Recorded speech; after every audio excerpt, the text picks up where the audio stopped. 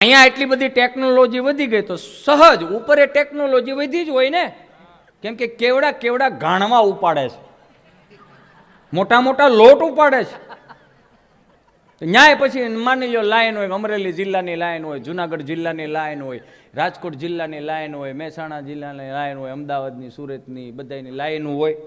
ચિત્રગુપ્ત એકલા પૂગી ન શકે તો એણે કીધું હોય યમરાજની કે પ્રભુ, હા મહેરબાની કરીને હવે આ ચિઠ્ઠીના વ્યવહાર રહેવા દો. કે કેમ?